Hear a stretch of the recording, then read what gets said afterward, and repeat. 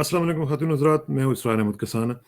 ख़ातिन हज़रात, आज हमने 2 इश्यूज़ पे बात करनी है, जो कि बहुत ही इम्पोर्टेंट इश्यूज़ हैं। एक तो ये है कि अभी 5 अगस्त गुज़रा है और 5 अगस्त आपको याद है कि 2019 में क्या हुआ था?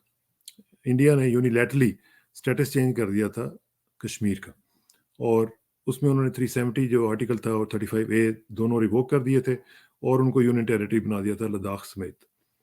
तो उसके बाद 2 साल गुज़रने के बाद आज हम कहाँ पे खड़े हुए हैं? इंडिया ने उसमें क्या हासिल किया? हमने क्या किया? इसका ज़रा थोड़ा-सा तज़िया करेंगे, और साथ-साथ अफ़गानिस्तान जो कि एक डेवलपिंग स्टोरी है, और उसका भी ज़रा तज़िया करने की कोशिश करेंगे कि वहाँ पे क्या हो रहा है और किस तरीके से वहाँ पे मामलात अब आगे बढ़ेंगे, क्योंकि अभी तक वहाँ पे बड़ी फ्लूइड सिचुएशन है। आप देख रहे हैं कि हेलमंद में भी, हेरात में भी, हर जगह पे कोई ना कोई जो खबरें आ रही हैं वो लड़ाई की ही आ रही हैं। और मुख्तलिफ जगहों से ये खबर आ रही है कि अफ़गानिस्तान में तालिबान जो हैं वो आगे बढ़ रहे हैं। कई जगह पे रेजिस्टेंस भी हो रही है। अभी आपने देखा कि अमेरिकन फोर्सेज़ ने भी अटैक किया है उनके ऊपर, अमेरिकन एयर फोर्स ने। तो ये कहाँ तक जा रही है सिचुएशन? इसका एंड गेम क्या है और इसका बनेगा क्या? इसमें पाकिस्तान के लिए क्या चैलेंजेस हैं? किस तरीके से हम इसको टैकल करेंगे? इन तमाम अमूर पे गुफ्तगू करेंगे, और हमारे साथ आज बहुत ही पर्टिनेंट पर्सनैलिटी मौजूद हैं। लेफ्टिनेंट जनरल नईम खालिद लोधी साहब। आपको मालूम है कि ये साबिक सेक्रेटरी डिफेंस रहे हैं, और बड़े इंपॉर्टेंट जो इन्होंने असाइनमेंट्स जो हैं वो की हुई हैं। जीओसी बहावलपुर भी रहे हुए हैं, कोर कमांडर बहावलपुर भी रहे हुए हैं, और बड़ी-बड़ी ज़बरदस्त किस्म के इन्होंने असाइनमेंट्स जो है ना वो की हुई हैं। तो उनसे ज़रा बात करते हैं आज, और तफ़सील से बात करेंगे। अस्सलाम वालेकुम जनरल साहब। जी वालेकुम सलाम रहमतुल्लाह। बहुत शुक्रिया इसरार कसाना साहब, थैंक थैंक यू। यू जी जनरल साहब, बहुत शुक्रिया आपका, आपने टाइम निकाला। और टू स्टार्ट विद, मैं समझता हूँ कि आज हमें ज़रा थोड़ा-सा, चूँकि 2 साल गुज़र गए हैं और अभी हमने देखा कि कल पाकिस्तान में काफ़ी इसमें एक्टिव एक रोल प्ले किया। 2 साल गुज़रने के पर हर जगह पे हमने देखा कश्मीरियों के साथ यकजहती का भी इज़हार किया गया। इस दौरान ये मुझे बताएँ कि इंडिया ने ये जो काम किया, जनरल साहब, इसको इसमें उसको क्या अचीव क्या हुआ है अभी तक? जी बहुत शुक्रिया। मेरा ख्याल है कि हिंदुस्तान की अचीवमेंट काफ़ी बड़ी है और मैं उनका जिक्र कर देता हूँ। लेकिन जी, उससे पहले तारीख के 2 ऐसे सबक हैं जो शायद इंडिया नहीं सीख सका और दुनिया को भी मालूम है। एक तो ये कि आप लोगों को उनकी मर्ज़ी के ख़िलाफ़ हमेशा के लिए अपना सर अपने ज़ेर नगूं नहीं रख सकते। ये बिल्कुल। एक सबक है, देर हो सकती है, सवेर हो सकती है। दूसरी बात ये है कि हिंदुस्तान ने ऐसे इक़दामात किए हैं जिससे जो रहे-सहे अगर कुछ लोग थे कश्मीरी उनके साथ, या किसी का ज़हन उनके साथ अगर मैच करता तो वो ख़त्म हो गया। तो उन्होंने हुँ, उनके दिल गँवा दिए, उनके ज़हन गँवा दिए। अब वो जिस्मों पर राज कर रहे हैं, वो कब तक करेंगे? ये तो अभी जनरेशन्स आगे आप देखेंगे कि ये कड़वाहट जो उन्होंने पैदा की है, ये आगे तक चलेगी। हिंदुस्तान ने असल में ये किया कि बहुत सारे एस्पेक्ट्स और लहजों के ऊपर काम किया। उन्होंने सबसे बड़ा काम तो पॉलिटिकल किया, जी, जिसमें 370 को एब्रोगेट किया, 35A को एब्रोगेट किया, और फिर ये जो यूनियन टेरिटरीज 2 बना ली और इसको नॉर्मल स्टेट डिक्लेयर कर दिया स्पेशल स्टेट के बजाय। ये बहुत बड़े पॉलिटिकल फैसले थे। इससे जो यूनाइटेड नेशंस की सिक्योरिटी काउंसिल की करारदादें थी उनकी खिलाफ वर्जी हुई, और जी, जो शिमला मुआहदा था पाकिस्तान और हिंदुस्तान के दरमियान उसकी भी खिलाफ वर्जी हुई। तो आप यूँ समझें कि ये एक बड़ा पॉलिटिकल कू जो है उन्होंने किया। डिप्लोमेटिकली उन्होंने ये किया कि इसका जो रद्द-ए-अमल आना चाहिए था पूरी दुनिया से, उसको उन्होंने रोके रखा किसी न किसी तरीके से अपनी तेज़ हाँ, डिप्लोमेसी के तहत लोगों से मिलके। तो वो जो रद्द-ए-अमल आना चाहिए था वो नहीं आया। मिलिट्री तौर पे उन्होंने ये किया कि देखें 9 लाख फौज वहाँ उन्होंने जमा दी, जिसका मतलब ये कि हर 7-8 कश्मीरियों के ऊपर एक बंदूक बरदार फौजी या पुलिस का बंदा वहाँ खड़ा कर दिया, जो कि दुनिया की सबसे बड़ी कंसंट्रेशन है। दुनिया में कहीं ऐसा नहीं है कि 6-7 लोगों के ऊपर एक फौजी या वो मौजूद हो। तो ठीक इस बात। किस्म के उन्होंने काम किए। उसके अलावा जो वो काम करते रहे, जिसको आप फोर्थ फिफ्थ जनरेशन वॉरफेयर या आप कह सकते हैं हाइब्रिड वॉरफेयर, उन्होंने, आपको पता है कलभूषण हमने पकड़ा, आपको पता, सारी आपके नाज़रीन जानते हैं वो क्या कर जी, रहा था। अफगानिस्तान की तरफ से हमले करते रहे, आज भी कर रहे हैं, हमारा खून बहाते रहे रॉ और एनडीएस की इन्होंने मिली भगत के साथ, और शायद इसमें और लोग भी पीछे शामिल हों। तो उन्होंने एक तमाम मैदान कवर किए। हमने क्या किया? हमने बड़े इफेक्टिवली, हमारे वज़ीर आज़म जहाँ भी गए उन्होंने कश्मीर का मुद्दा उठाया, कश्मीर के मतलब बात की और बड़े धड़ल्ले से की। मेरा ख्याल इतनी दिलेरी के हाँ, साथ और किसी प्राइम मिनिस्टर ने लगातार कश्मीर की बात नहीं उठाई होगी। और डिप्लोमेटिकली भी हमने बड़ी कोशिश की, जिसका एक नतीजा ये भी निकला कि आपने देखा यूनाइटेड नेशन सिक्योरिटी काउंसिल का इजलास तो हुआ, 12 लोगों कुछ नहीं उनका एलानिया जारी हुआ, वो अलग बात है। लेकिन फिर डिप्लोमेसी के अलावा हमने और कुछ नहीं किया। देखिए, मैं अभी आपको चंद एक मिसालें दे सकता हूँ कि हम पॉलिटिकली क्या कर सकते थे। हमें पता है कि अभी चीन भी एक बड़ा फरीक है कश्मीर के मामले का। हमें चीन के साथ मिलकर एक मजबूत हिकमत अमली बनानी चाहिए थी और उसका ऐलान करना चाहिए था कि जी अब हम ये नहीं हुआ। हमें ये जो मुआहदा है, शिमला मुआहदा, इसको खत्म कर देना चाहिए था, इसलिए कि उन्होंने खत्म कर दिया। लोग पूछते हैं जी इसके खत्म करने का क्या फायदा।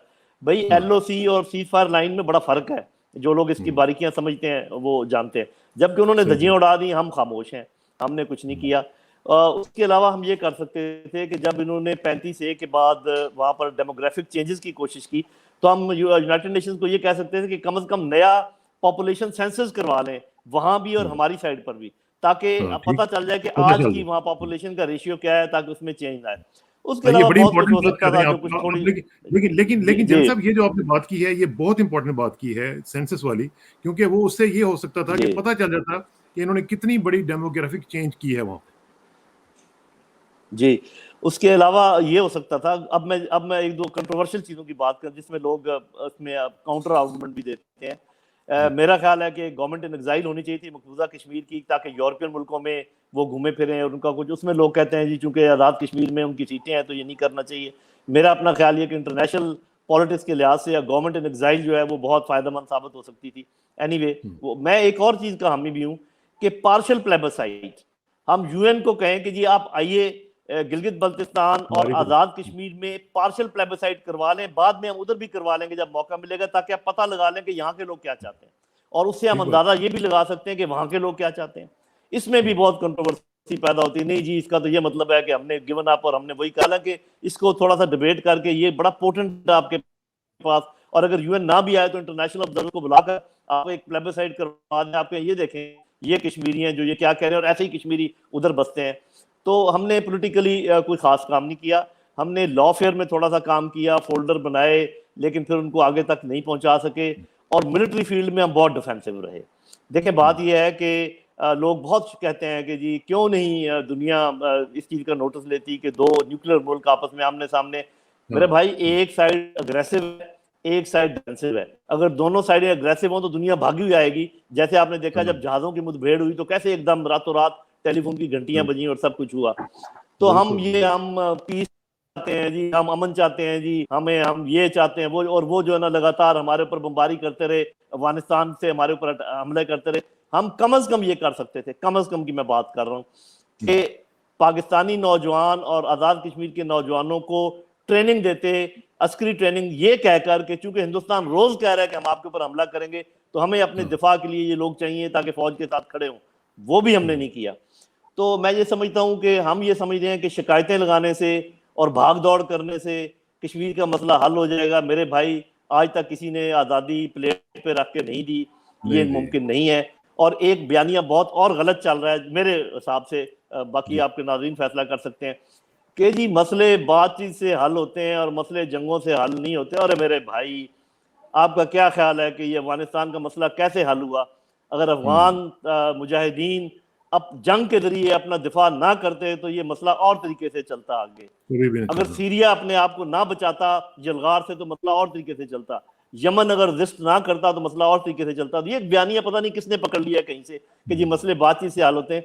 बातचीत तब होती है जब या तो एक साइड जीत जाती है, जैसे लीबिया में जीती, जैसे इराक में जीती, या स्टेलमेट पैदा हो जाता है, जैसे सीरिया में हुआ, जैसे यमन में हुआ, जैसे अफगानिस्तान में हुआ।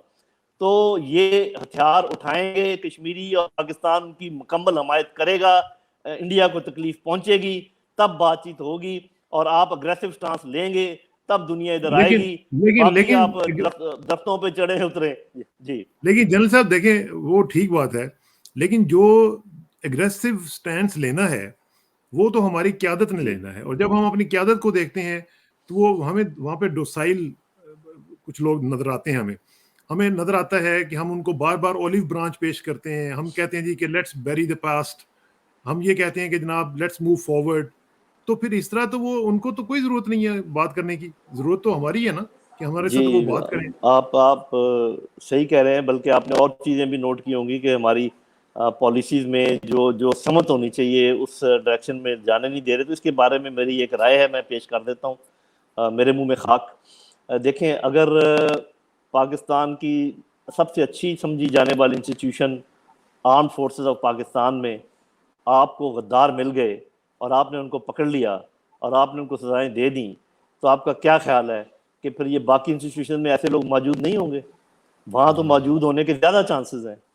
तो आप जब तक अपने सफ़ों में से ऐसे लोगों को मक्खी की तरह निकाल के बाहर नहीं करेंगे, जो कि आप वो काम नहीं करने दे रहे जो कि आपको करने चाहिए, जो आपका एक नेचुरल, कुछ ऐसी चीज़ें जो आप भी समझते हैं, मैं भी समझता हूँ कि हमारी डायरेक्शन क्या होनी चाहिए, हमारा स्टांस क्या होना चाहिए, जो लोग उसको नहीं करने दे रहे, अरे भाई उनका कोई सद्देबाब करें। उनको आपने ला के बाहर से ला के लोगों को बिठा दिया और उसके बाद वो अपना बयानिया आगे बढ़ा रहे हैं। तो अल्लाह खैर करे।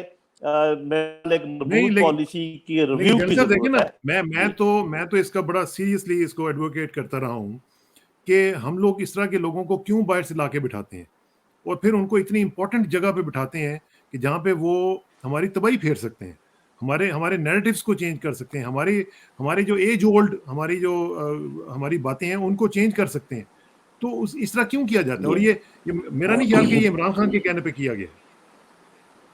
जी, वो मैं तो इस चीज़ का अंदाज़ा नहीं लगा सकता, लेकिन 3 चीज़ों का मेरे ज़हन में ये बात कि हम ऐसा क्यों करते हैं। एक तो मैंने वो आपको फैक्टर बता दिया कि ऐसे लोग मौजूद हो सकते हैं जो किसी और की इंटरेस्ट को लुक आफ्टर कर रहे हों। दूसरा, जिस तरीके से हमें बांधा गया है, IMF और FATF और वर्ल्ड बैंक और ये वो, तो शायद हम में से कुछ लोग इतने कमज़ोर अपने आप को समझने लगे हैं कि वो समझते हैं कि हमें यस सर करने के अलावा और वो कोई कोई ऑप्शन ही नहीं चाराकार है नहीं। हाँ जी, और तीसरी चीज़ एक और बड़ी इंपॉर्टेंट है जो मैं बात करने वाला हूँ कि ये जो बड़े मालिक हैं जिनको सुपर पावर और बड़ी पावर्स कहते हैं, हम समझते हैं कि इनकी पावर पॉलिटिकल है, मिलिट्री है, इकोनॉमिक है, टेक्नोलॉजी है। मेरे भाई, इनकी एक बहुत बड़ी पावर है और आप उससे बहुत अच्छी तरह वाकिफ़ होंगे क्योंकि मीडिया के लोग हैं। परसेप्शन मैनेजमेंट, कि है। वो एब्सोल्युटली। आपके ज़हनों को, आपकी पब्लिक के ज़हन को यकसर तब्दील करके रख देते हैं। और आप देखिए कि किस किस जहाँ जहाँ भी ये चाहा है वहाँ पर मुसीबत खड़ी की हुई है। कौन इस्लामी मुल्क इस वक्त ऐसा है जहाँ टर्मोइल नहीं, जहाँ लोग खड़े नहीं हुए, जहाँ ये हाँ, चाहते हैं गिरा देते हैं, हुकूमतों को गिरा देते हैं। इसी तरीके से जो कुछ लीडरशिप के लोगों पर जब ये कंसंट्रेट करते हैं तो उनका माइंडसेट चेंज कर देते हैं। तो ये जो हाँ। 3 फैक्टर हैं, गद्दार सफ़ों के अंदर, ये जो इकोनॉमिक तरीके से हमें बांधा गया है और परसेप्शन मैनेजमेंट, ये वो 3 इन फैक्टर हैं जो हमें वो नहीं करने देते जिसका कि आप ज़िक्र कर रहे हैं। जिसमें ठीक है। अच्छा, आज ज़रा थोड़ा-सा मूव करते हैं जी अफ़गानिस्तान की तरफ। और अफ़गानिस्तान का चूँकि इश्यू बहुत इम्पोर्टेंट है, इसलिए मैं आपको आप ही का एक आर्टिकल दिखाता हूँ, जो कि आपने अभी रिसेंटली लिखा है। और ये जो आर्टिकल है, ये नैरेटिव्स में आया है और इसमें आपने ये कहा है कि जो आपका वो है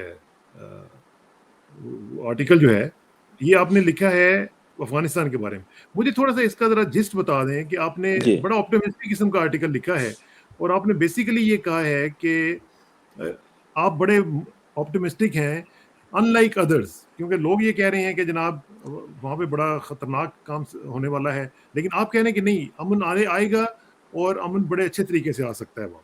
इसकी क्या वजह?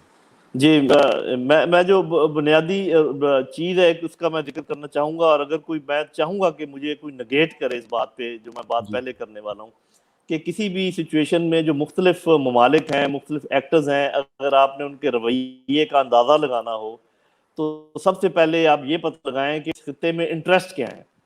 और मैं आपको जो अमेरिका के एंड्यूरिंग इंटरेस्ट हैं इस खित्ते में, अफगानिस्तान में, उनको मैं लिस्ट कर देता हूँ और कोई मुझे बताए कि नहीं जी आप गलत कह रहे हैं, ये इंटरेस्ट नहीं है, उनके कोई और इंटरेस्ट है। हाँ, वो ठीक है। अमेरिका का नंबर 1 इंटरेस्ट ये है कि चाइना का असर रसूख इस इलाके में ना फैले और वो यहाँ पर इन्वेस्ट करके आगे ना बढ़ सके जैसे कि वो बाकी इलाकों में जा रहा है।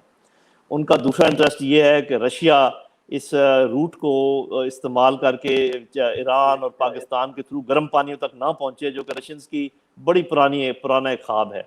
वो चाहते हैं कि वो जो जो सेंट्रल एशियन कंट्रीज जो कि उनके साथ नहीं है वो लैंड लॉक्ड रहें और उनको एक्सेस ना मिले समंदर तक। वो ये चाहते हैं कि ईरान के जो एटमी प्रोग्राम है उसके ऊपर वो नज़र रखें। तो वो यहीं बैठ के बेहतरीन नज़र रख सकते हैं। वो ये भी चाहते हैं कि पाकिस्तान जो एटमी असासे हैं उनके ऊपर नज़र रखी जाए। तो और छठा आखिरी ये है कि सी किसी सूरत में मुकम्मल ना हो और किसी न किसी तरीके से इसमें रखने डाले। ये किसाना साहब मैंने आपको 6 गिनवाई हैं जो कि इंटरेस्ट है अमेरिका के। इसमें कोई मुझे कह दे कि जी आप ये गलत कह रहे हैं, ये 5वां गलत है या छठा गलत है, मैं चैलेंज करता हूँ। वो कहें जो मर्जी कि जी हमारा इंटरेस्ट यहाँ पर ये है और वो है कि अलकायदा ना हो, अलकायदा तो गई और यहाँ पर उनका कोई नामो निशान। अच्छा, अब अगर ये उनके इंटरेस्ट हैं तो मेरी दूसरी लॉजिक ये है कि इन इंटरेस्ट को पाने के लिए बहुत ज़रूरी है कि ये खित्ता टर्मोइल में रहे और यहाँ पर अमन ना हो, क्योंकि अमन होते ही ये 6 की 6 चीज़ें उनके हाथ से निकल जाएंगी। यहाँ पर चाइना अपना असर रसूख कायम कर लेगा, रूस को शायद यहाँ से जगह मिल जाए, नॉर्थ साउथ कॉरिडोर बन जाए, सी पैक अगर चल पड़ा तो सेंट्रल एशियन कंट्रीज यहाँ से चल पड़ेंगे और ईरान से वो दूर हो जाएंगे, पाकिस्तान से दूर हो जाएंगे, सारा ये काम नहीं कर पाएंगे। तो हिंदुस्तान, अमेरिका, अशरफ गनी, ये 3 किसी भी सूरत में अफगानिस्तान में अमन नहीं चाहते। अगर आप ये बुनियादी बात समझ जाएं और हमारे लीडरशिप ये बुनियादी बात समझ जाए, नाज़रीन बुनियादी बात समझ जाएं, तो सिचुएशन बहुत क्लियर हो जाती है। अच्छा, अब इसके बाद वो जो आप बात कर रहे हैं कि मैं क्यों पॉजिटिविटी की तरफ सोचता हूँ, उसकी वजह ये है कि अगर तो सभी लोग इस चीज़ पर करें जो कि हमारे 2 असूल हैं जो कि बहुत अच्छे असूल हैं पाकिस्तान के। नंबर 1 के we have no favourites, number 2 के Afghan led Afghan owned solution. अच्छा, अब अगर हम किसी की मदद ना करें और नहीं करनी चाहिए और ना ही हम प्रेशराइज करें किसी को कि ये सोल्यूशन हो, तो बाकियों से भी यही एक्सपेक्ट करना चाहिए ना। ये तो नहीं हो सकता कि American over the horizon Ashraf Ghani की मदद करते रहें और अफगानियों को, अफगानिस्तान को अफगानियों पर ना छोड़ें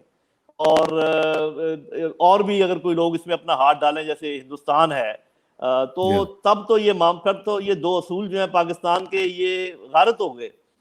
आप अकेला मुल्क तो किसी असूल पे कायम नहीं सकता। ये यूनिलैटरल नहीं हो अगर सकता। तो इस असूल पे कायम यूनिलैटरल नहीं हो सकता। अब सूरत हाल ये है कि जो जितने तो आसान इलाके थे वो तो अफगान तालिबान ने, जिनको मैं तालिबान के बजाय फ्रीडम फाइटर्स कहना पसंद करता हूँ, इसलिए कि ये लोग फिर मिक्सअप करते हैं कि तालिबान पाकिस्तान को और उसके साथ, तो ये उन्होंने आसान इलाके तो सारे अपने कब्जे में ले लिए। अब शहरों की लड़ाई बाकी है। अब ये है कि इनको वो कह रहे हैं कि जी हम बातचीत करना चाहते हैं। अशरफ गनी कहता है कि जी उस कॉन्स्टिट्यूशन पे बातचीत करें जो कि अमरीकियों के साए के नीचे बनाई गई है, एक कठपुतली हुकूमत ने बनाई है, उसको वो क्यों मानेंगे और क्यों कहें कि जी आप, जब हम कह रहे हैं अफगानिस्तान को अफगानियों पर छोड़ दें, ये एक दूसरे से थोड़ा सा जोर आजमाई कर लेंगे, उसके बाद एक ग्रैंड जिरगा होगा, उसके बाद ये आपस में सेटल हो जाएंगे।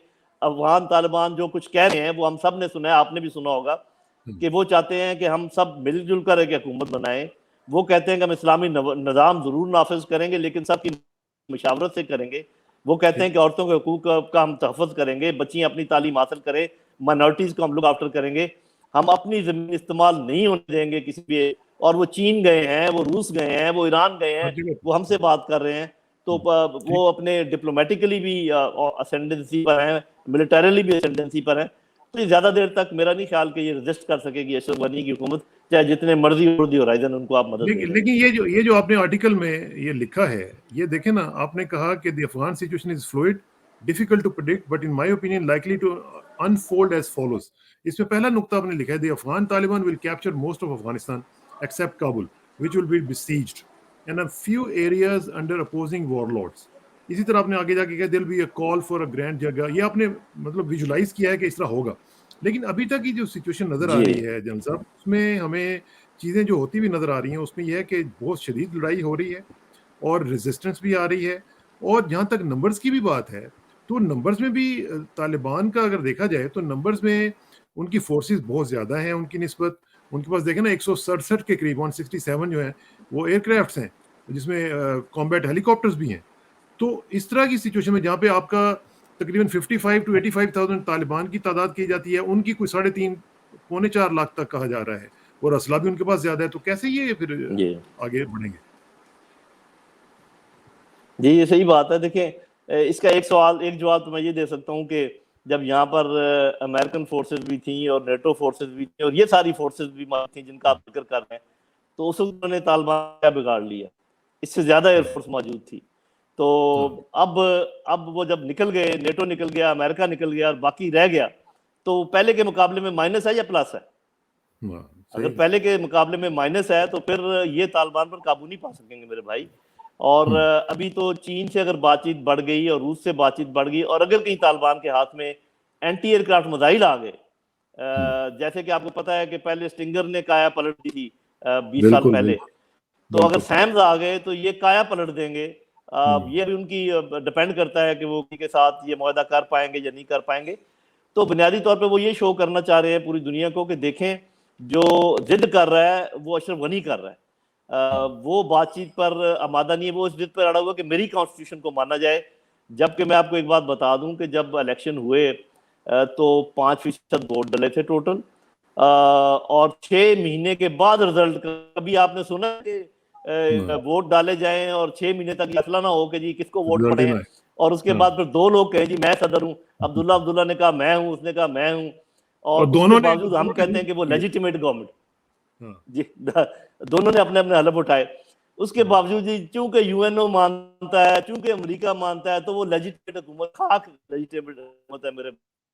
और चीज जो कि वो लोग समझते हैं, जो कि गुरिल्ला वॉरफेयर को समझते हैं, इंसरेक्शन को समझते हैं, कभी भी इतनी बड़ी मज़ामत की मूवमेंट अवाम की सपोर्ट के बगैर कामयाब नहीं हो नहीं सकती। हो तो जो सकता। लोग ये समझ रहे हैं कि अफगान तालिबान को सपोर्ट हासिल नहीं है, वो अहम की दुनिया में रहते हैं, उनको बिल्कुल वो हासिल है। वो अब ये जो लड़ाई का मरला है ये सख्त है तालिबान के लिए, अफगान तालिबान के लिए, इसलिए कि वो ये अब गुरिल्ला वॉर से अर्बन वॉरफेयर आ गई है। अर्बन वॉरफेयर में रेगुलर फोर्सेस का हाथ भारी होता है। लेकिन देखते हैं इन्होंने क्या सबक सीखा है। साफ ज़ाहिर है कि पाकिस्तान ने तो अपना आपको पीछे किया हुआ है, लेकिन अशरफ गनी की मदद पूरी हो रही है। आपको पता है ये तो आपने बात की, बड़ी शदीद लड़ाई हो रही है, बहुत कई हो रही है, ये सारी खबरें किधर से आ रही हैं? ये सारी ये कवरेज उनके मगरबी मीडिया कर रहा है, उनका मीडिया दे रहा है। उनकी खबरें अच्छा, हैं। इसमें एक और चीज़ लेकिन हाँ जी, लेकिन वो परसेप्शन की जी आपने बात की ना, जनरल साहब, वो ये है कि देखें जो मीडिया है, वो परसेप्शन तो क्रिएट करता है ना, जिस तरह अभी हम बात कर रहे हैं, हम उन्हीं के सोर्सेज़ को कोट करते हैं, जो ज़ाहिर है तालिबान के तो सोर्सेज़ हैं नहीं हमारे पास। अच्छा, अब जो परसेप्शन क्रिएट हो जी रही है इंटरनेशनली भी, हम देख रहे हैं कि वॉशिंगटन में, दूसरी जगहों पे, लॉस एंजलिस में, कनाडा में, टोरंटो वगैरह में, बड़े-बड़े जो कैपिटल्स हैं, बड़े-बड़े सिटीज़ हैं, वहाँ पे अफ़गानी जो अवाम के नाम पे वहाँ पे मुज़ाहरे करवाए जा रहे हैं। फिर इनके जो लोग हैं, वो गोरों में से देखें या दूसरे लोग, इलेक्टेड ऑफिशियल्स इवन जो हैं, इवन यहाँ पे जो एक साबिक मिनिस्टर था, और उसकी भी स्टेटमेंट सामने आई जिसमें पाकिस्तान को क्रिटिसाइज़ किया, इमरान खान को भी बुरा-भला कहा। तो इस तरह के लोग भी जो आ रहे हैं, वो परसेप्शन तो क्रिएट कर रहे हैं ना। अब वो perception is larger than the reality ji sometimes. जी, ये बात दुरुस्त है। यही तो असल में डायलेमा है कि हकायक जो हैं ज़मीन पर वो कुछ और हैं, और जो हाँ, परसेप्शन बिल्ड हो रही है वो कोई और है। तो मेरा अपना इरादा है कि चाहे बाकी ममालिक जो हैं कोई मदद ना करे अफ़गान तालिबान की, ठीक है न्यूट्रल रहें, लेकिन कम अज़ कम जो फैक्ट्स हैं उनको प्रोजेक्ट करें, और कोई मीडिया कवरेज जो है अफ़गान तालिबान को, कुछ ना कुछ तो आपने देखा है कि मीडिया पर वो हैं, उनके जो रिप्रेजेंटेटिव हैं वो बातचीत कर रहे हैं। ये जो सारी बातें मैंने आपको बताई आखिर हमने उन्हीं से सुनी है। तो हाँ, ठीक। मैं नहीं समझता कि कौन से ममालिक हैं, लेकिन चीन को चाहिए, रूस को चाहिए, सेंट्रल एशियन कंट्रीज को चाहिए कि वो कम से कम अफगान तालिबान की जो मीडिया कवरेज है उसको एक्सपेंड करें, ताकि हकायक का पता चले। ये जो कह रहे हैं शदीद लड़ाई हो रही है, तो शदीद लड़ाई में तो ऐसे नहीं होता कि 2 लोग मारे गए या 4 लोग मारे गए, वहां तो फिर हाँ, हजारों और सैकड़ों में होती हैं कैजुअल्टीज। वो आपने कभी नहीं देखी होंगी, कोई आपको नहीं दिखाएगा, बस खबरें शदीद लड़ाई की आती रहेंगी। जी ठीक है। अब इसमें इसमें आखिर में थोड़ा-सा मुझे ये बता दें कि पाकिस्तान के लिए क्या अपॉर्च्युनिटीज़ हैं? जिस तरह आपने कहा कि कश्मीर के हवाले से भी हमने एक डिफेंसिव पॉलिसी जो है वो अपनाई हुई है। क्या अफ़गानिस्तान के मामले में हम डिफेंसिव पॉलिसी पे हैं? क्या उसमें हमें बहुत ज़्यादा रिएक्टिव होना चाहिए, या हमें प्रोएक्टिव होके भी कुछ ना कुछ चीज़ें करनी चाहिए? जी, कश्मीर के बारे में तो सिंपल सी बात है कि जब चीनियों ने उनको मारा था, जब हमने भी उनको उनकी नाक रगड़ी थी, उनका मोराल बहुत डाउन था, और कश्मीरियों का मोराल बहुत हाई था। उस वक्त हमें चीनियों के साथ मिलकर कोई ऐसी कार्रवाई करनी चाहिए थी कि हम कुछ ना कुछ उन पर डेंट डालते, कुछ तकलीफ पहुंचाते। वो खैर हमने नहीं पहुंचाई। उसके अलावा जो कलबोशन हमारे साथ कर रहा है, जो अफगानिस्तान की तरफ से हमारे ऊपर हो रहा है, उसका भी हमने खातिर खा जवाब नहीं दिया, उसको छोड़। इसमें थोड़ा-सा ज़रा अफगानिस्तान में क्लैरिफ़ाई कर सिचुएशन दें ये है कि ये जो आप इस आप वक्त। फरमा रहे हैं कि कोई कार्रवाई हमें जी चीन के साथ मिलके करनी चाहिए थी, वो किस किस्म की हो सकती थी? क्या ऑप्शंस थी हमारे पास? देखिए वो तो खैर चूंकि यहाँ डिस्कस नहीं हो सकती, मैंने इंडिया दिया है कि जो कुछ हिंदुस्तान हमारे साथ कर रहा है, और वो आपको भी पता है और दुनिया जानती है, हमें कम से कम वो करने का तो पूरा हक हासिल है। हमने वो भी नहीं किया। हम यही समझते रहे कि अच्छे बच्चे बने रहे, शायद कोई अमन अमन वो क्या वो था ये जो कलभूषण है, वो 4th generation war, 5th generation war, hybrid war, हमारा खून बहाया जा रहा है अफगानिस्तान की तरफ से, हमारा खून बहाया कलभूषण और उसकी पार्टी ने। तो ये जब तक आप उनका खून इसी तरीके से नहीं बहाएंगे, और इसके बिल्कुल हम अहल हैं, इससे हम बहुत ज़्यादा कर सकते हैं, तो ये जो शर्माना है और घबराना है और अच्छे बच्चे बनना है, इससे कभी कोई मसला हल नहीं होगा। चलो उसको छोड़ें। अफगानिस्तान की सिचुएशन ये है इस वक्त कि वहाँ के ज़्यादातर फैक्शंस आपके खिलाफ हैं। जो अफगान हुकूमत है वो आपके खिलाफ है, काबुल में लोग आपके खिलाफ हैं। अब्दुल्ला तकरीबन न्यूट्रल है, और लोग हैं कुछ न्यूट्रल है। अफगान तालिबान आपको देख रहे हैं। अब एक ये रह गए हैं जिन, अगर पूरी दुनिया की ये कोशिश है कि किसी तरीके से ये भिड़ जाएं, यानी कि पाकिस्तान और अफगान तालिबान फ्रीडम फाइटर्स आपस में भिड़ जाएं ताकि मसला खत्म हो जाए, फिर सारा अफगानिस्तान आपके खिलाफ हो जाए और आने वाले 20 साल तक आप जंग लड़ते रहें। लेकिन उम्मीद है कि हमारी लीडरशिप कम से कम ये जो कुआं है इसमें गिरने से परहेज करेगी। अल्लाह करे कि ऐसा हो सके। आपका बहुत बहुत शुक्रिया जनरल साहब, और उम्मीद है कि आपकी बातें भी हैं वो सुनी जाएंगी और इनके ऊपर अमल भी होगा, क्योंकि आप जाहिर है you been part of the system, आपको पता है कि क्या सोच कैसे होती है, स्ट्रेटेजिक थिंकिंग कैसी है, उसको टेक्टिकल लेवल पे कैसे लेके जाना है। तो अल्लाह करे कि मैं वैसे बाय द वे आपको बताऊं कि जो हमारे फौज के लोग हैं उनके बारे में जो बाहर परसेप्शन है वो ये है कि पाकिस्तानी जो जनरल्स हैं या पाकिस्तानी जो थिंकर्स हैं वो स्ट्रेटेजिक लेवल पे कामयाब नहीं होते, टेक्टिकल लेवल पे थोड़े बहुत कामयाब हो जाते हैं। तो मेरा ख्याल है कि शायद स्ट्रेटेजिक लेवल पे आपकी बातें सुन के भी कुछ ना कुछ हो सकता है असर हो जाए। बस ये भी परसेप्शनलिटी की एक टेक्निक है, जैसे आपने खुद कहा। वरना जर्नैल जो है वो लेफ्टिनेंट से जर्नैल बनता है। ये हो नहीं सकता कि लेफ्टिनेंट अच्छा हो, कप्तान अच्छा हो और जर्नैल अच्छा ना हो। अच्छा ना हो, बिल्कुल ठीक है। अल्लाह करे कि सब अच्छे हों, अल्लाह करे कि पाकिस्तान का नाम बुलंद हो सके, और आखिर में दुआ कि मेरी इज्जत के लिए काफ़ी है कि मैं तेरा ही बंदा हूँ, मेरे फ़ख्र के लिए काफ़ी है कि तू ही मेरा परवरदिगार है। तो बिल्कुल उसी तरह जिस तरह मैं चाहता हूँ, मुझे भी उसी तरह बना दे जिस तरह तू चाहता है। स्पुरदम बतोमाए खेशरा तू दानी हिसाब कमो बेश। इस तरह किसानों को जनरल नईम खालिद लोधी साहब के साथ इजाज़त दीजिए। जल्दी मुलाकात होगी इंशाल्लाह। अल्लाह हाफ़िज़।